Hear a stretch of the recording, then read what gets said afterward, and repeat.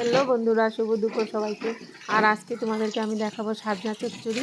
সাজনা যতভাবে বানিয়ে খাও, ঝুল বানাও, যা বানাও, কিন্তু এই সাজনা চচ্চড়ির মতো টেস্ট পাবে না।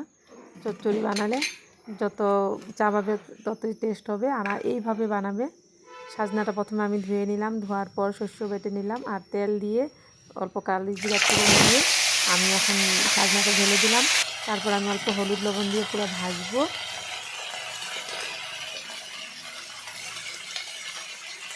দিয়ে দিলাম হলুদ আর লবণ।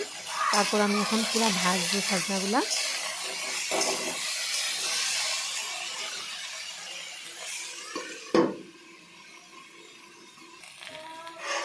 দেখো আমার সাজনাটা পুরো ভাজা হয়ে গেলে এখন আমি দিয়ে দিলাম সরষে, কাঁচা লঙ্কা আর সরষে দিয়ে দিলাম। এখন আবার অল্প ভাজলাম, ভাজার পর অল্প জল দিয়ে দিলাম। এটা শুকনো শুকনো হবে, আমি ঝোল বানাবো না, এটা চচ্চড়ি বানাবো। আর সাজনা যতই আইটেম আছে, যতই রেসিপি হয়, কিন্তু সাজনা চচ্চড়িটা বেশি স্বাদ লাগে। তোমাদের যদি ভিডিওটা ভালো লাগে তোমরা লাইক কমেন্ট করবে। আমার সাজনা চচ্চড়িটা বানানো কমপ্লিট হয়ে গেল। বাই বাই, শুভ দুপুর।